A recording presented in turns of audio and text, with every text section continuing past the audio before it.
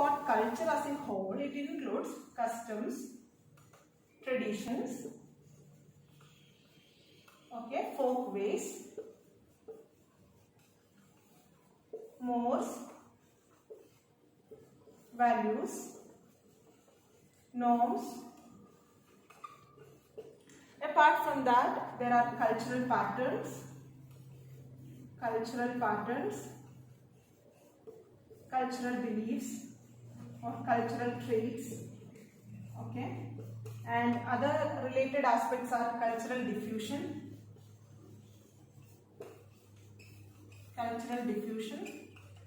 then cultural learn, very important topic. This is one of the most important topic to be noted down, cultural learn.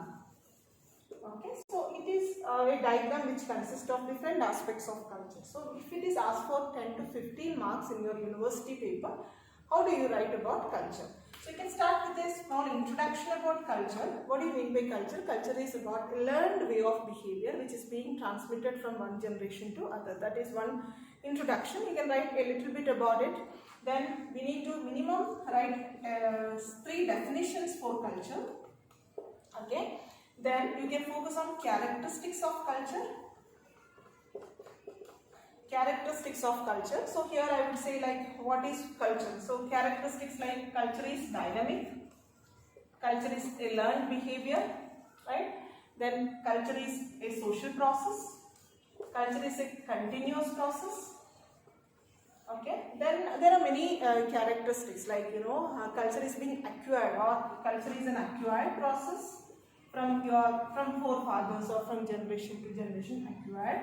Okay, culture is a progressive process, or you can say that like culture is always what do you say, the term what I could use is gratifying. It helps to develop or it helps to meet the individual interest or individual's desire. Okay, so that's called gratifying process.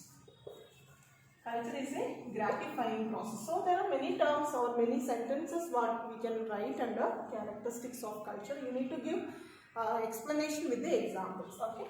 Then later you can write about types of culture. So these types of culture sometimes they'll ask you for 2 marks or 5 marks as well.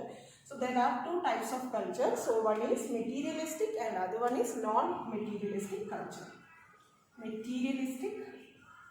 Non-materialistic culture. What do you mean by materialistic culture? Like whatever a man has, the possessions what you have, like for example money, property, all these are what your materialistic culture. Whereas non-materialistic culture is about your belief system, your thoughts, your values, everything together we call it as non-materialistic culture. Okay, I'm just giving you a little bit hint about the subject, that's all. I'm not teaching you in detail. So materialistic and non-materialistic culture are the 2 important types.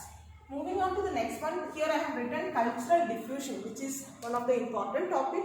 In cultural diffusion, there are some components. Okay, so I am just making a acronym where you can use this acronym to remember or recollect about cultural diffusion. You can write it as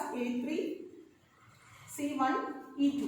Okay, A3C1E2, which stands for acculturation, assimilation,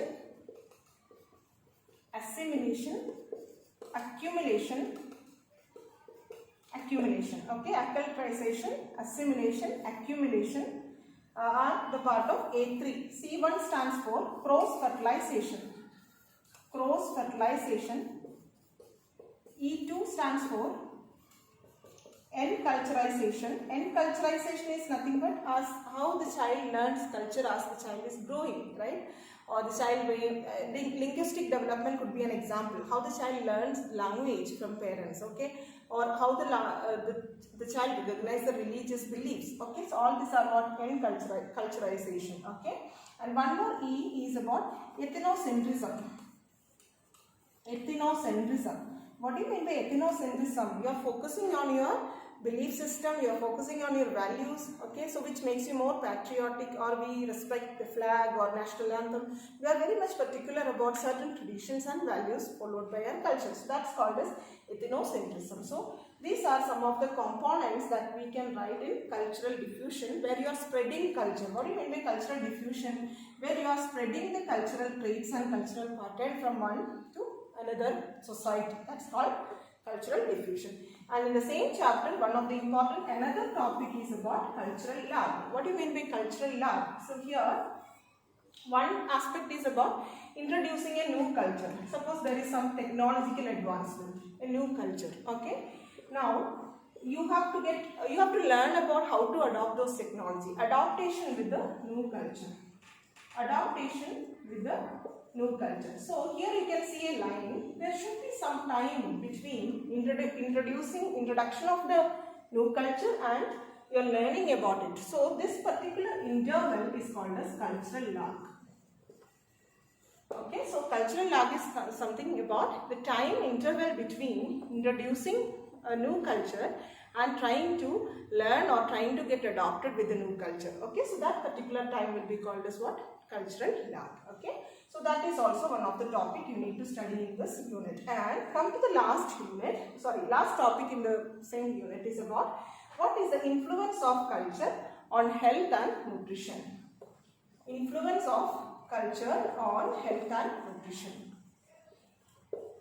Influence of culture on health and nutrition. So this is how we need to study this chapter systematically. Okay, so I have just told you what are the important points to be remembered.